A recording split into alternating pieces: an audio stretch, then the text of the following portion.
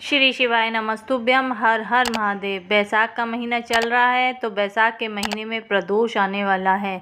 पहला प्रदोष पड़ेगा तो आपको ये उपाय करना है। पहला प्रदोष 5 मई का पड़ रहा है और उस दिन रविवार है। रविवार के प्रदोष के दिन अगर आपने ये उपाय कर लिए और वो भी बैसाख का महीना, इतना पवित्र पावन महीना चल रहा है, उसमें पहला प्रदोष व्रत पड़ रहा है और दूसरा 20 मई को पड़ेगा, तो आप दोनों ही प्रदोष वाले दिन इन उपायों को अवश्य करिएगा। आपके जीवन में लाभ उठाइएगा। आपके जीवन में जितनी भी कठिनाइयां हैं, परेशानियां हैं, सारी दूर हो जाएंगी अगर आपने प्रदोष के दिन इन उपायों को करा। वैसे बहुत छोटे छोटे उपाय हैं लेकिन जीवन में सारे कष्टों को दूर कर देंगे। इसीलिए प्रदोष के दिन 5 मई और 20 मई दोनों तारीखें याद रखिएगा। आपको दोनों ही तारीखों में ये सारे उपाय करने हैं। तो आप 5 मई के पहला रविवार पड़ेगा, तो आपको मैं पहले ही बता रही हूँ, आप 5-6 दिन पहले ही आपको बता रही हूँ इन उपायों के बारे में। आप पूरी तैयारी करके इन उपायों को करिएगा। आप क्या करिएगा,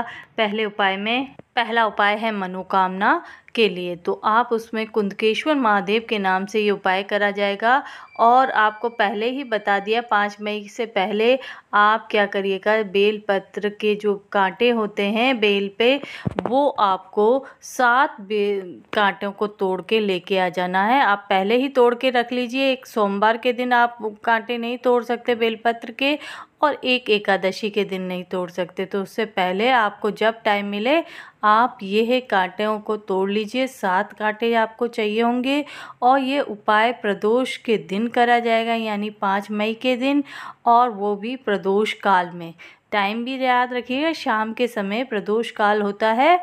आपको ये 6 से लेके 8 बजे का टाइम, जब आपको समय मिले तब आप ये उपाय करिएगा। आपको क्या 7 बेल का पत्र के कांटे चाहिए होंगे। अपनी मनोकामना बोलते हुए भोलेनाथ के शिवलिंग पर समर्पित कर देना है। भगवान से, भोलेनाथ से प्रार्थना करिए कि जैसे मैं आपको ये कांटे समर्पित कर रहा हूँ, मेरे जीवन में जितनी भी दुख है, परेशानी है, बीमारी है, लड़ाई है, झगड़ा है, ये सारी समस्या मेरे जीवन से दूर कर दीजिए।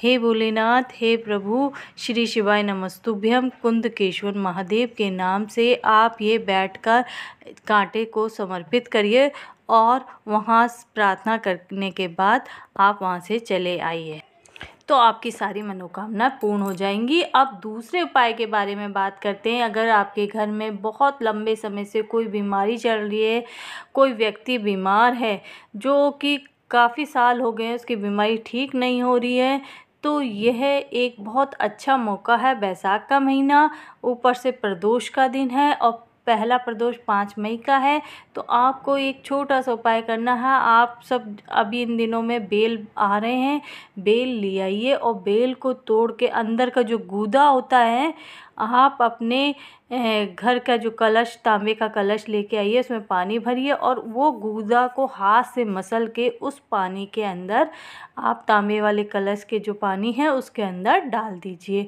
और उस व्यक्ति का, बीमार व्यक्ति का नाम गोत्र बोलकर आप उस लोटे में डाल दीजिए और उस लोटे का जल आपको शिवलिंग पर चढ़ाना है।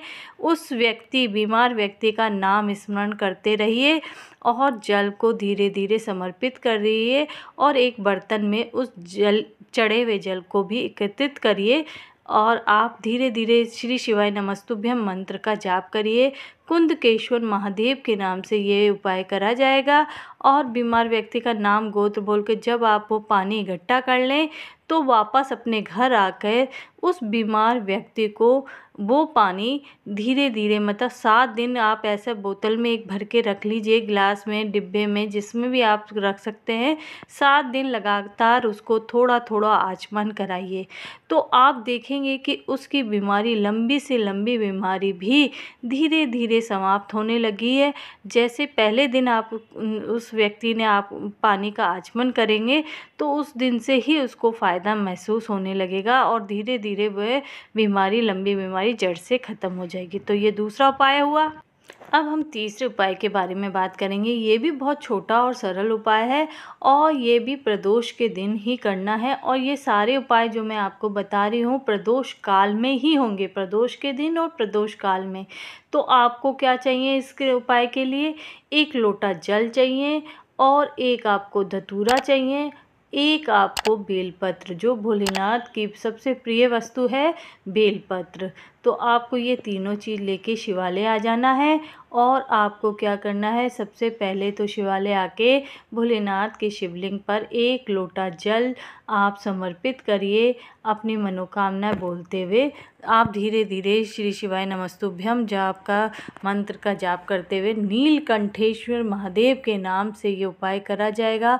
और जो व्यक्ति बहुत अधिक गुस्सा करता है या आपसे लड़ाई झगड़ा होता है, उस व्यक्ति का नाम लेते हुए आपको ये जल समर्पित करना है और भोलेनाथ से प्रार्थना करनी है कि उस व्यक्ति का जो गुस्सा करता है उसका गुस्सा को शांत करें और वो फिर लड़ाई झगड़ा कभी ना करे। ऐसी प्रार्थना करते हुए सारे जल वहाँ समर्पित कर दीजिए। फिर आपको 1 बेलपत्र बाबा भोलेनाथ के शिवलिंग पे चढ़ानी है, उसके ऊपर 1 धतूरा वहाँ समर्पित कर देना है और बाबा से प्रार्थना करनी है कि बाबा उस व्यक्ति का नाम और गोत्र बोलते हुए कि उसका गुस्सा शांत हो जाए, वह व्यक्ति ज़्यादा लड़ाई झगड़ा ना करे। बाबा से प्रार्थना करते हुए उसका नाम और गोत्र बोल के वहाँ कुछ देर नीलकंठेश्वर महादेव के नाम से बैठकर श्री शिवाय नमस्तुभ्यम मंत्र का जाप करिएगा। और ये प्रदोष के दिन आपको शाम के समय ही करना है, प्रदोष काल के समय ही ये उपाय करेंगे और 2 प्रदोष पड़ेंगी वैशाख के महीने में। अगर दोनों दिन आपने ये उपाय कर लिया तो वो व्यक्ति का गुस्सा हमेशा के लिए शांत हो जाएगा और वो आपका भी मान सम्मान और प्यार से आपको रखेगा। तो अब हम चौथे उपाय के बारे में बात करेंगे। चौथा उपाय है धन से संबंधित के लिए। धन संपदा तो सभी को चाहिए होते हैं, हमें भी चाहिए, आपको भी चाहिए और इसीलिए कुबेर भंडारी के नाम से ये उपाय करा जाएगा। और ये बहुत छोटा और सरल उपाय है। आपको प्रदोष काल के दिन आपको अवश्य ये उपाय करना चाहिए। प्रदोष काल के समय आप क्या करिए, आटे का चौमुखी दीपक आप अपने घर से बना के और थोड़े से 1 चुटकी काला तिल लेके आइए, उसमें डाल के और उसमें बत्ती लगाकर और घी का, क्योंकि हम धन के लिए बाबा से प्रार्थना कर रहे हैं तो उसमें घी डाल के आप चौमुखी दीपक को बाबा भोलेनाथ के सामने जला दीजिए। और ऐसा नहीं है कि पूरा वो जल जाए उसके बाद घर जाएं, आप उसको जला के थोड़ी देर बैठ के वहाँ से अपने घर जब दीपक जलता रहे तभी आपको वापस लौटकर अपने घर आ जाना है। बस आपको ये दोनों प्रदोष के दिन उपाय करने हैं। प्रदोष वैशाख के महीने में 2 पड़ रही हैं, पहली 5 मई को और दूसरी 20 मई को। तो आप दोनों दिन ये चारों उपायों को करेंगे तो आपके जीवन में कभी कोई भी कष्ट नहीं आएगा। तो वैशाख का महीना वैसे भी पवित्र और पावन महीना है, तो इस दिन और प्रदोष के दिन ही अगर ये उपाय कर लिए तो आपके जीवन के सारे कष्ट दूर हो जाएंगे। आपने जैसे ही कांटे चढ़ाए भोलेनाथ के शिवलिंग पर, वहाँ उसी दिन से आप देखेंगे कि आपके जीवन में जो भी परेशानी, दुख, दिक्कतें हैं वो सारी दूर होने लगेंगी। तो आप इन उपायों को करिएगा। प्रदोष के दिन प्रदोष काल में ही ये करने हैं और आपको बता रही हूँ कि मैं बार बार बता रही हूँ कि 2 दिन करने हैं। 2 प्रदोष पड़ रही है वैशाख के महीने में, पहली 5 मई को, दूसरी 20 मई को। तो तारीखें याद रखिएगा और इन उपायों को करिएगा। और अगर आपको इन उपायों के बारे में कुछ पूछना है तो कमेंट्स बॉक्स पे लिख के पूछ सकते हैं, मैं आपके सभी प्रश्नों का जवाब दूंगी। अगर मेरी आवाज़ को आप पहली बार सुन रहे हैं तो मेरे चैनल को लाइक, सब्सक्राइब और बेल आइकन बटन दबा दीजिए। अगर मेरी वीडियो पसंद आई है तो लाइक का बटन अवश्य दबाइएगा और कमेंट्स बॉक्स पे लिखिएगा हर हर महादेव। अब अगर आप सच्चे भोलेनाथ के भक्त हैं तो एक बार ज़रूर लिखना है कमेंट्स बॉक्स पे श्री शिवाय नमस्तुभ्यम हर हर महादेव। तो प्रदोष के दिन इन चारों उपायों को आप करके अपने जीवन को सफल बनाइए, आपके जीवन में सारी परेशानियों को दूर करिए। तो मेरे साथ बोलिए हर हर महादेव, श्री शिवाय नमस्तुभ्यम।